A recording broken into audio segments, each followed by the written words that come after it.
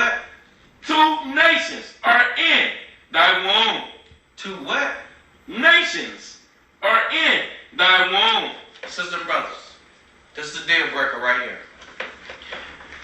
This scripture says 2 nations are in thy womb.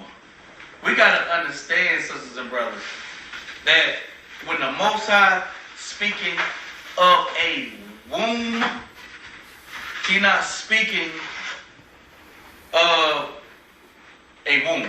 He's speaking of your mind. Gird up your mind, sister and brother. That is your womb. Your loins, your womb, your mind. That.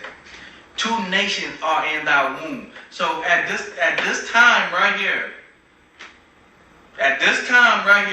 it was 2 doctrines. It was 2 doctrines in Rebekah's mind, which Isaac had made. Rebekah was his doctrine. So these 2 doctrines that is being conceived right now in Isaac's mind. Watch this. Isaac a bad man now. Watch this. 2 doctrines that was in Isaac's mind. Do not think that these are 2 people's carnal. That is true. High read. But that ain't what how the Most High is saying. The Most High is saying these are 2 doctrines. Read it again, Brother Nate. Hey, Shalom, brothers. This is Brother Howard of GMS Toronto, coming back with another one. This truth is one of the most dangerous things on the planet. Right? When you watch the movie Book of Eli, it shows you that because it can control people, right? It can lead people, whether good or bad. Now, this individual I never knew about, right? I just know about him now just because of Elder Apostle Tahar. Elder Apostle Tahar did a lesson on the One Body Dallas camper, whatever their name is. But he did a whole live lesson called Give Me 2 or 3 Precept that Esau is the white man. So I had to tune in because it was just like, what? There's no way at this point in life of knowing this knowledge, wisdom, and understanding that anybody could even conceive that Esau is not the white man. It's impossible because it's so plain. But I keep forgetting that it's only plain to people that have been enlightened with the truth. Right? And even himself, he said that he used to believe this, meaning that he used to believe that Esau was the white man, but he doesn't believe it no more. And that he's going to break it down and let us know why he thinks that Esau is not the white man. And what I just played is his breakdown on why he thinks Esau is not the white man.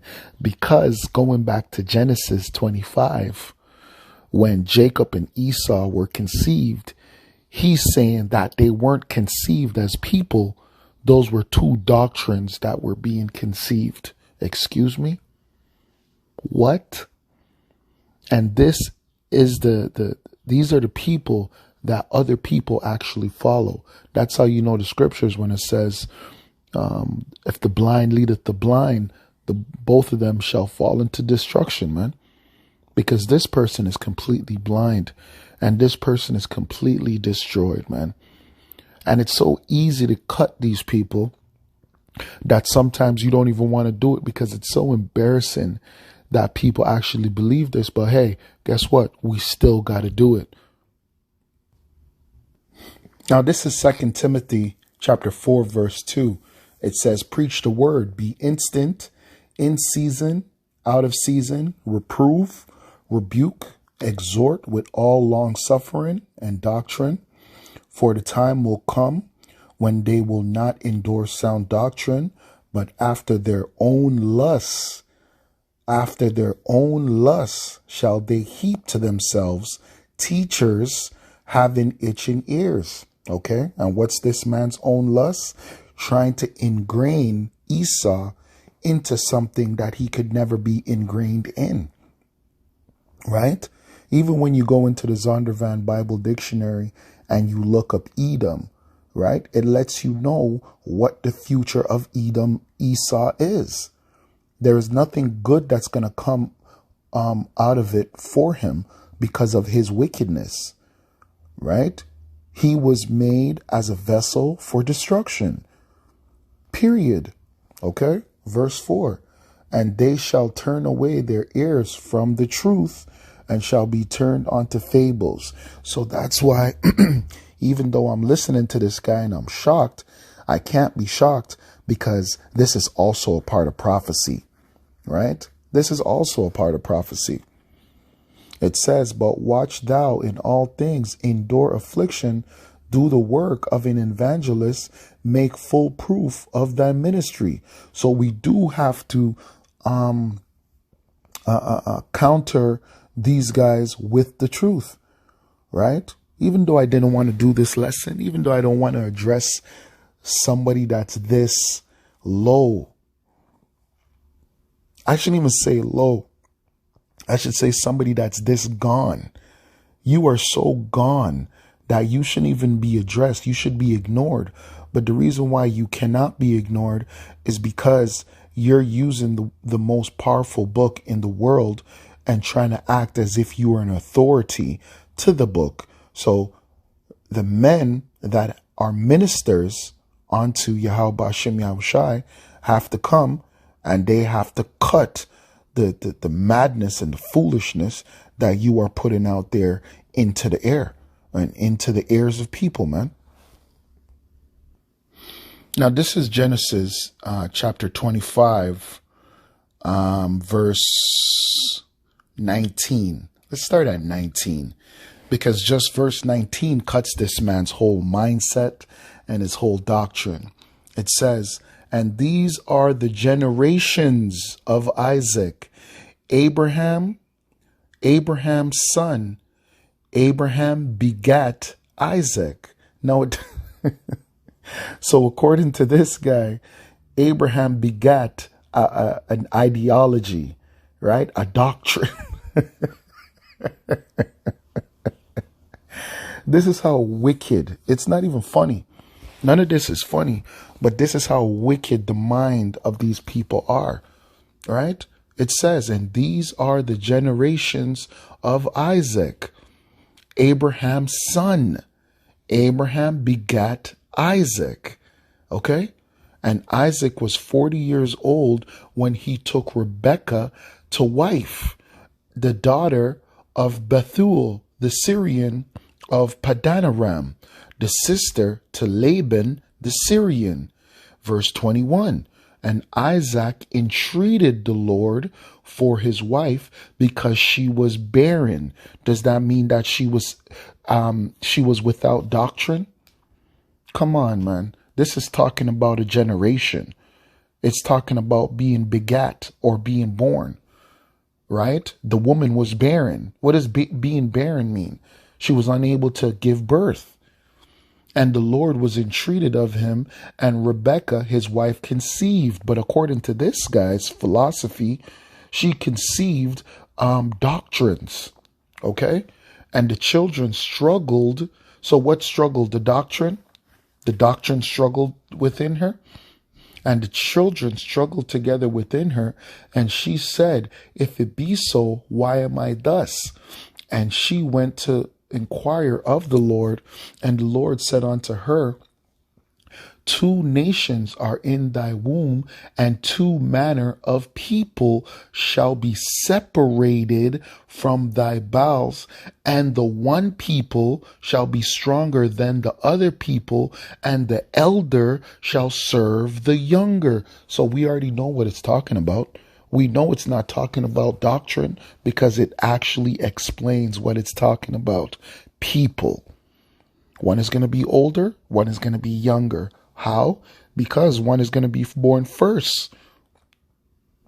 One's going to come out the womb first. That's going to be the eldest. Then there's going to be another one that's going to come out. He's going to be the younger.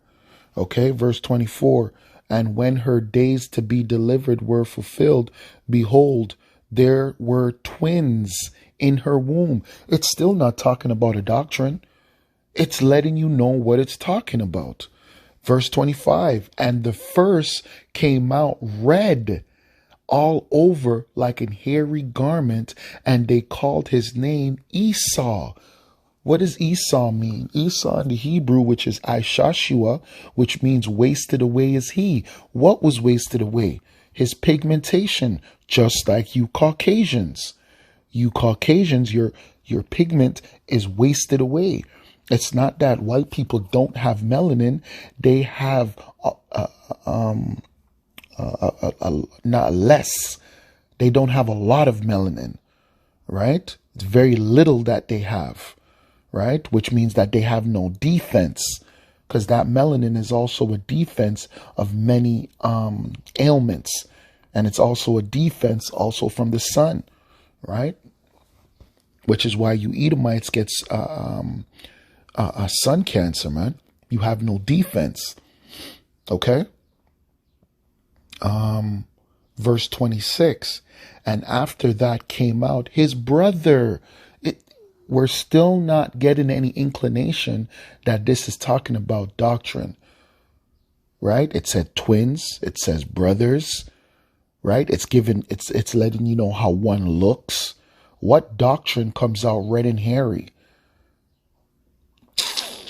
And after that came his brother out, and his hand took hold on Esau's heel, and his name was Jacob, and Isaac was 80 years old when she bare them. That's it. Verse 27, and the boys grew, and Esau was a cunning hunter, a man of the field, and Jacob was a plain man dwelling in tents. What? So now you have doctrines that are dwelling in fields. You have, oh my gosh.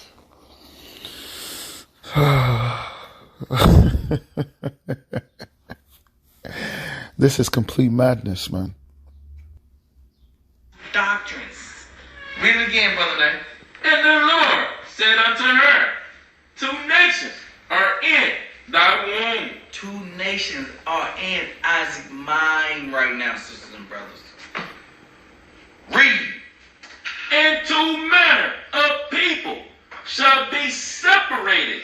And 2 manners of people shall be separated.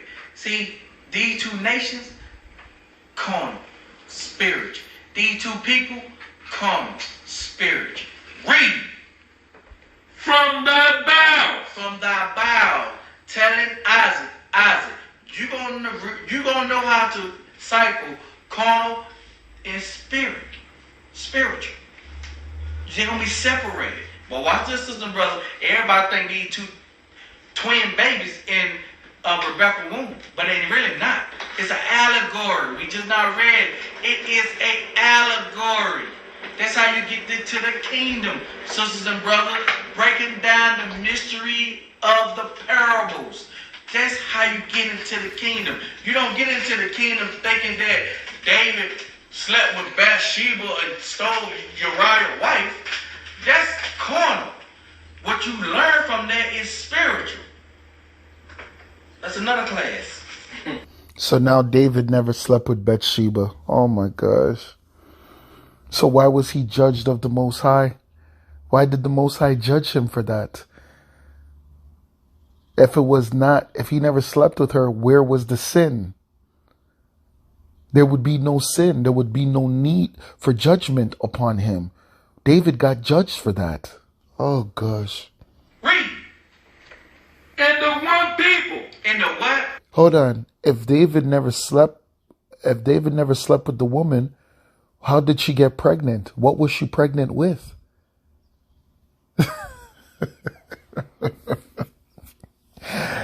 Why did the husband get put to death? And the 1 people. In the 1 what? People. Read. Shall be stronger than the other people. And they're going to teach us in these carnal camps that, you see that?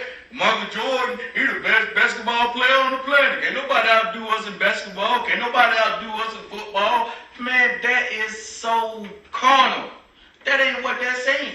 What they're saying is one doctrine going to be stronger than the other doctrine. Hold on. So you're telling me that the breakdown that one people shall be stronger than the other people is a weak doctrine, but one doctrine shall be stronger is a better breakdown and interpretation of the scriptures? These people, these men, this man is an Israelite. He is an Israelite. He's going to make it into the kingdom after the destruction and everything. He's going to be destroyed, right? He's going to be destroyed because of what he's teaching men. Okay? And when he makes it back into the kingdom, these are the men that are going to be ashamed. Shame is going to be brought upon them. And the reason why shame is going to be brought upon them is because you led men to destruction. You basically are a deceiver yourself.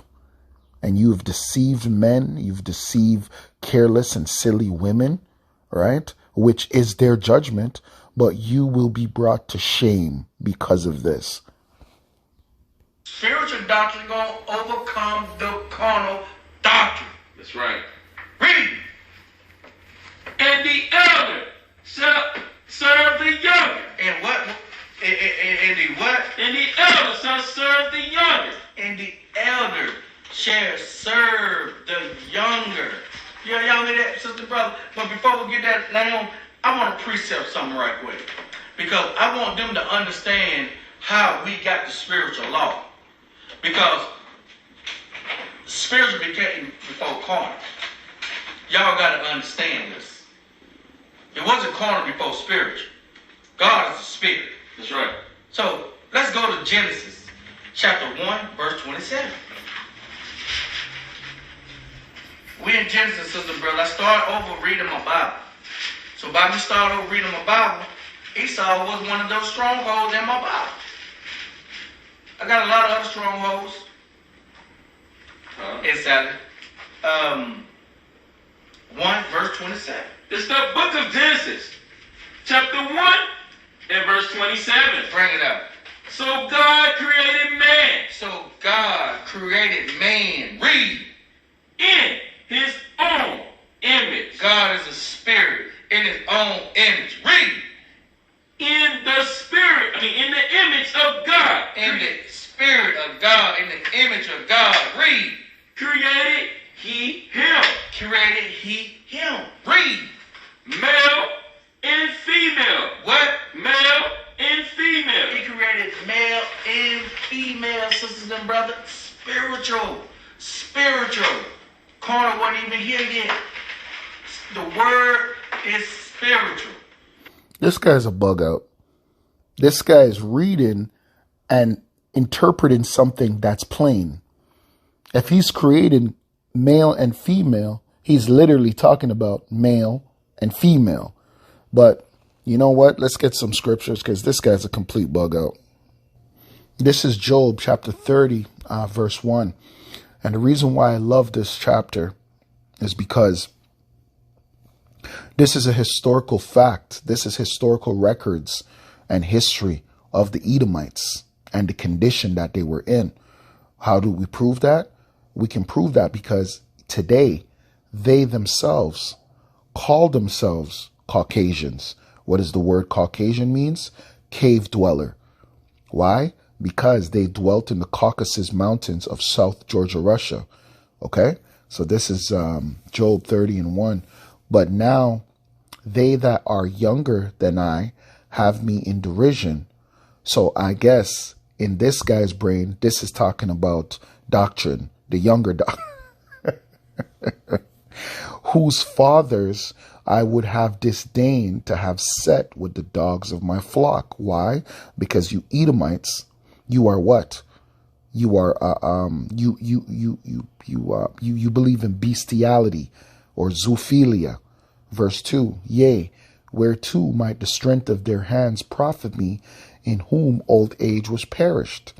For want and famine they were solitary, fleeing into the wilderness in former times, desolate and waste, who cut up mallows by the bushes and juniper roots for their meat.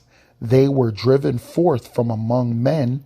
They cried after them as after a thief, to dwell in the cliffs of the valleys, in caves of the earth, and in the rocks. Okay? And in the rocks, right? Cavemen.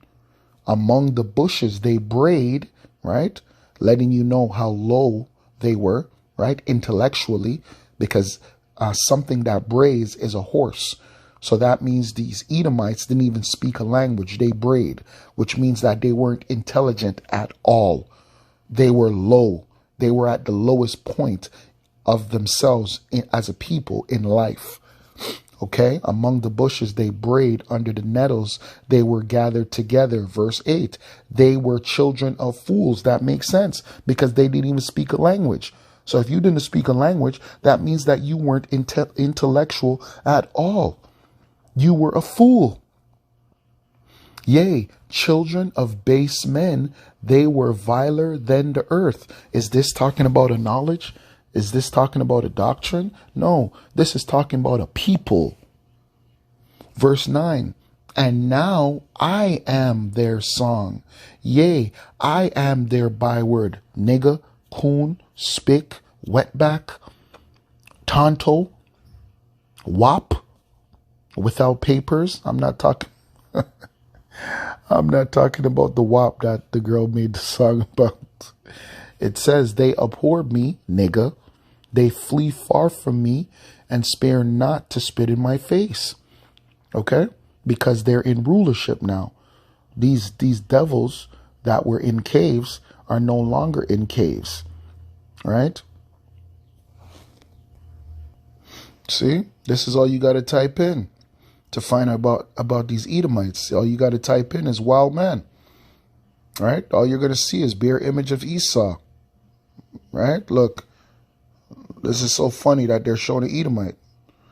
Right? Wild man. Wild men. Right? Esau. Right? Look at this guy. That's an Edomite right there. See? And that's all they're going to show.